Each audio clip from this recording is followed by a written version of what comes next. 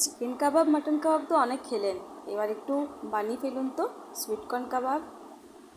Sweet corn কাবাব বানানোর জন্য প্রথমে একটু সুইট কর্ন নিন, তারপর একটু ব্লেন্ড করে নিতে হবে। তারপরে এই সুইট কর্ন যেটা পিষে নিয়েছিলাম সেটা একটা পাত্রে নিয়ে নেব, আর একটু গোটা সুইট কর্ন আমি আলাদা করে সাইডে রেখে দিব।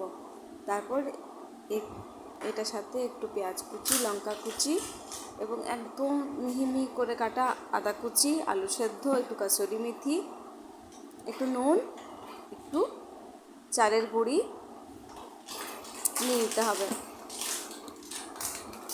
চালের গুঁড়িটা আমি বাইন্ডিংয়ের জন্য নিয়ে নেব।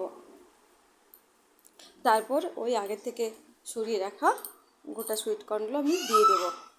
আপনারা কিন্তু বাইন্ডিংয়ের জন্য চিড়েও নিতে পারেন, চিড়েটাও কিন্তু খুব ভালো অপশন।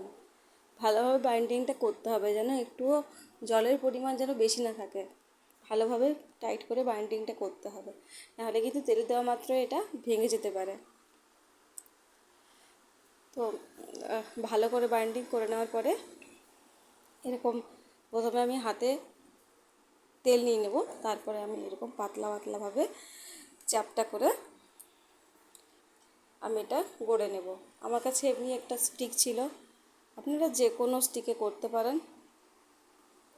এই যে এই নিচের দিকটা পাতলা রাখতে হবে আর ওপরের দিকটা একটু মোটা রাখতে হবে।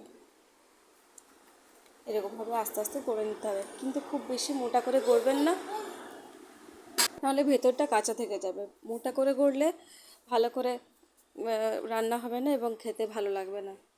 তাই যতটা সম্ভব পাতলা করেই গড়বেন। এরকমভাবে আমি সবগুলো আস্তে আস্তে গড়ে নেব।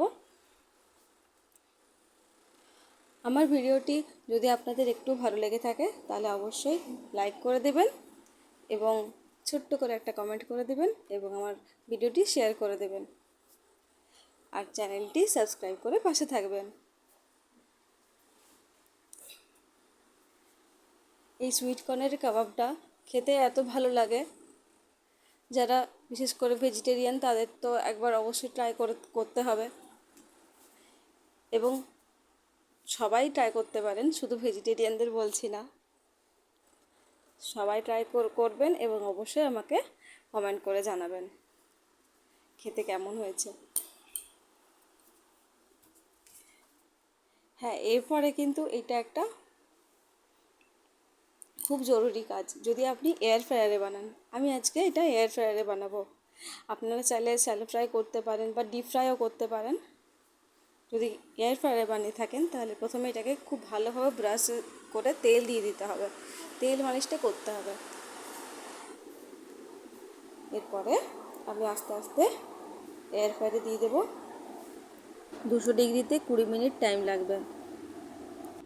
এরপর বন্ধ করে দেব এবং মাঝে মাঝে আমাদের চেক করতে হবে যে যদি ড্রাই হয়ে যায়, যদি তেলের দরকার পড়ে তাহলে একটু করে তেল অবশ্যই ব্রাশ করে দিতে হবে। দেখুন রেডি। এবার আমি ওপর থেকে একটু লেবু ছড়িয়ে দেব, তাহলে খাওয়ার জন্য রেডি হয়ে যাবে ক্রিসপি সুইট কর্ন কাবাব। অবশ্যই বাড়িতে একবার ট্রাই করবেন এবং আমাকে অবশ্যই জানাবেন। এনজয়।